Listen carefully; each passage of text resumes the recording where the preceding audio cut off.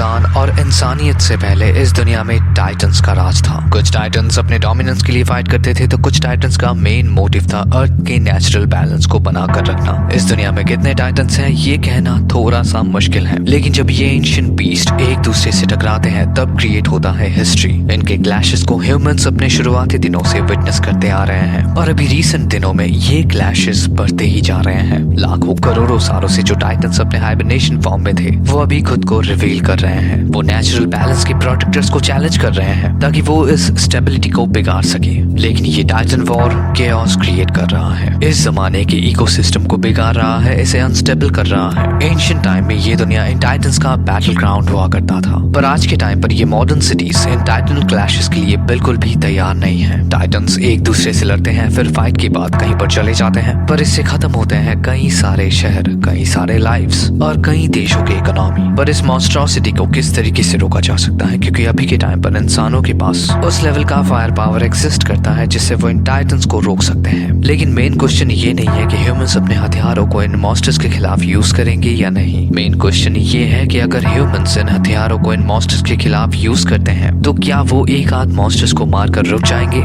या फिर वो इस एंटायर मॉन्स्टर रेस के अगेंस्ट वॉर शुरू कर देंगे। मेरा नाम है राजा, आप देख रहे हैं थिंक नर्डी और इस वीडियो में हम लोग गॉडजिला एक्स कॉन्ग की पॉसिबल स्टोरी लाइन को डिस्कस करने वाले हैं। अगर आपको मेरा काम पसंद आता है तो प्लीज वीडियो को लाइक और चैनल को सब्सक्राइब कर दीजिएगा और ये वीडियो यहीं से हो रहा है स्टार्ट। गॉडजिला एक्स कॉन्ग 3 के नए डायरेक्टर हैं ग्रैंट स्पिटर, जो साइंस फिक्शन को रियलिटी के बहुत ही करीब रखकर बनाते हैं और जिसका सबसे बेस्ट एग्जांपल है आई एम मदर फिल्म। तो इस बात में कोई डाउट नहीं है कि गॉडजिला एक्स कॉन्ग का सीक्वल एक बहुत ही ग्राउंडेड स्टोरी लाइन को फॉलो करेगा और इस हिसाब से शायद कुछ चीजें बदलेंगे। पर्सनली मेरे को मॉन्स्टरवर्स में एक चीज बदलते हुए देखना है। मॉन्स्टरवर्स की सभी फिल्मों में ह्यूमैनिटी को बचाने के लिए गॉडजिला अपीयर होता है, पर तब क्या होगा जब ह्यूमैनिटी मॉन्स्टर्स के अगेंस्ट हो जाएंगे? उस टाइम पर गॉडजिला का स्टांस क्या होगा? गॉडजिला एक्स कॉन्ग के आखिर में सब कुछ अच्छे से सॉर्ट आउट हो जाता है, लेकिन इस फिल्म के नॉवेलाइजेशन में हम लोगों को दिखाया जाता है कि गवर्नमेंट मॉन्स्टर्स के इस रैम्पेज से परेशान है। गॉडजिला और कॉन्ग कहीं से आते हैं और बस कुछ ही सेकंड्स में एक शहर को तबाह कर चले जाते हैं। फिर कहीं से एक नए टाइटन का अपीयरेंस होता है जो असल में एक वर्ल्ड एंडिंग थ्रेट है और अभी बिना किसी रेस्ट्रिक्शन के वो भी हॉलो अर्थ के अंदर आजाद घूम रही है, जबकि वो फ्यूचर में एक पॉसिबल थ्रेट बन सकती है। ह्यूमैनिटी और गवर्नमेंट को भी ये पता है कि गॉडजिला कोई थ्रेट नहीं है, पर जब वो नहीं रहेगा और कोई नया टाइटन आकर किंग ऑफ द मॉन्स्टर बनेगा, क्या तब भी इन टाइटन्स का रिएक्शन सेम रहेगा?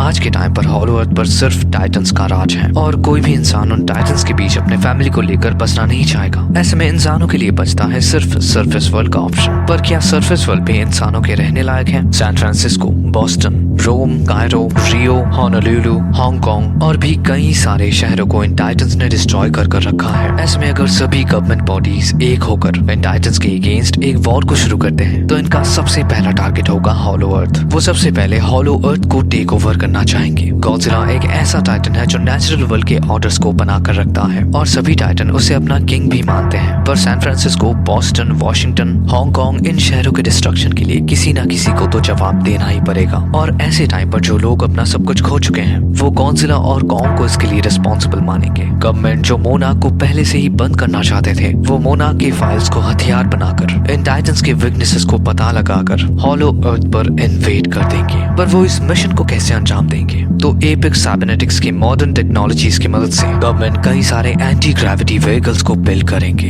जो स्पेशली हॉलो अर्थ के लिए केपेबल होगा और फिर वो उन्हें लेकर हॉलो अर्थ पर डायरेक्ट इन्वेड करने जाएंगे। फिर वो अपने इन एडवांस वेपनरीज की मदद से एक एक टाइटन को टारगेट करेंगे और उन्हें मारना शुरू करेंगे। ह्यूमंस ये पहले ही प्रूव कर चुके हैं कि उनका फायर पावर कितना ज्यादा पावरफुल है। वो गॉडजिला, कॉन्ग और किंग गिडोरा तक को टक्कर दे चुके हैं और टाइम के साथ साथ उन्होंने अपने टेक्नोलॉजीज को और ज्यादा इम्प्रूव किया है। ये उन टिपिकल कहानियों से बहुत अलग होगा जहाँ पर मॉन्स्टर्स ह्यूमैनिटी के ऊपर अटैक कर देते हैं, क्योंकि इस बार ह्यूमंस इन मॉन्स्टर्स को अपना टारगेट बनाएंगे। हॉलो अर्थ के इन मॉन्स्टर्स के साथ साथ हॉलो अर्थ की नेटिव्स इन ईवीज को भी इंसानों के इस कहर का सामना करना पड़ेगा। Godzilla x Kong the new empire में हम लोगों ने देखा था कि ईवीज बहुत ही एडवांस और बहुत ही एंशिएंट टेक्नोलॉजीज को अपने यूज में ले रहे हैं। ऐसे में सरफेस वर्ल्ड के इंसानों को जब इस टेक्नोलॉजी के बारे में पता चलेगा तब वो इस एडवांस टेक को इन जाइगेंटिक मॉन्स्टर्स के अगेंस्ट जरूर यूज करना चाहेंगे और यहीं से शुरू होगा ह्यूमंस और ईवीज का कॉन्फ्लिक्ट। लेकिन हाँ, गॉडजिला और कॉन्ग हॉलो अर्थ को ऐसे ही चलने नहीं देंगे। शीमो,